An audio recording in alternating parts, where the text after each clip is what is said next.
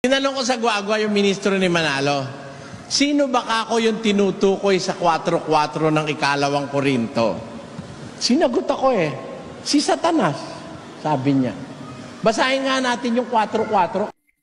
Na binulag ng Diyos ng sanglibutan ito ang mga pag-iisip ng mga hindi nagsisisampalataya upang sa kanila'y huwag sumilang ang maliwanagan ng Ebanghelyo ng kaluwalhatian ni Kristo na siyang larawan ng Diyos. Alam nyo mga kapatid, yung si Satanas sa Biblia, tinatawag siya na Diyos ng sanlibutan. Tanungin mo sa iglesia ni Manalo, payag sila na si Satanas, Diyos ng sanlibutan. Payag sila ron. Hindi sila tututol doon. Na ang tinutukoy na Diyos ng sanlibutan, si Satanas. Bakit si Satanas pumapayag silang tawagin Diyos? Ba't si Kristo ayaw?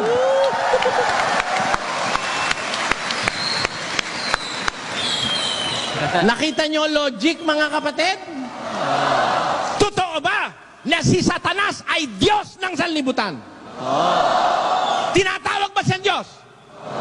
Tinatanggap ba ni Manalo? Bakit si Kristo kahit kapirasong buwang ng pagka-Diyos ayaw mong bigyan? Masyadong malaki galit mo kay Kristo.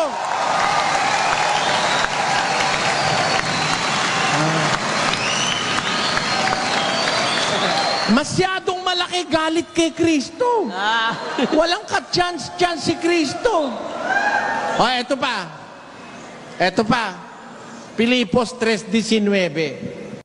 Na ang kanilang kahihinatnan ay ang kapahamakan, na ang kanilang Diyos ay ang tiyan, at ang kanilang kapurihan ay nasa kanilang kahihiyan, na nag-iisip ng mga bagay na ukol sa lupa.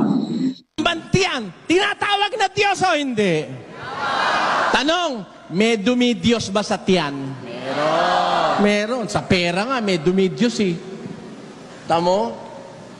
Ang sabi ng Biblia, ang kanilang Diyos ay ang kanilang tiyan. Bakit tinatawag na yung tiyan ay Diyos nila? Ano ba ginagawa nila sa kanilang tiyan? Kaya tinatawag na yung kanilang Diyos ay kanilang tiyan. Pakinggan nyo sa 16 ng Roma. Sapagkat ang mga gayon ay hindi nagsisipaglingkod sa Kristong Panginoon, kundi sa kanilang sariling tiyan. Kaya pala tinatawag na yung kanilang tiyan, ang Diyos nila, dun sila naglilingkod sa kanilang tiyan. Hindi si Kristong Panginoon ang pinaglilingkuran nila, kundi ang kanilang sariling. Kaya ang kanilang Diyos, ang kanilang tiyan. Sabi ni Pablo, yung bang tiyan, Diyos o hindi? Kakatuwa namang, tinatanggap mo yung tiyan Diyos. Tinatanggap mo si Satanas Diyos ng sanlibutan. Si Kristo, kahit kapiraso, ayaw mong tawagin Diyos. Anak ng Diyos yun. Ang anak ng Diyos, tinatawag ng Diyos na Diyos, ayon sa Biblia. In what premise it was said, doon mo ang alamin. Ang sabi ni Kristo, nakatingala siya sa langit, Ama, makilala ka nila, iisang Diyos na tunay.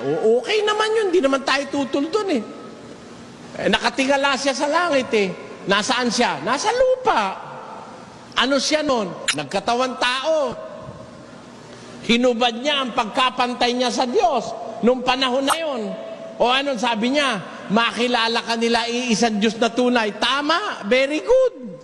Bakit? Hindi naman siya nagpapakilalang Diyos noon dahil nasa pagkakatawan tao nga siya. At siya noon ay hinubad niya ang kanyang pagkapantay sa Diyos. Tama o hindi? Nakasulat Gusto nyo, basahin natin Basa. Magkaroon kayo sa inyo ng pag-iisip na ito'y na kay Kristo Jesus din naman, na siya bagamat nasaan yung Diyos, ay hindi niya inaring isang bagay na nararapat panagnan ang pagkapantay niya sa Diyos. Kundi pagkusiluban niya ito at nag-anyong alipin na nakitulad sa mga tao. Tao ba yun? Nakitulad lang kayo naman, nakitulad lang, ginawa nyo ng tao. Nasaan yung Diyos?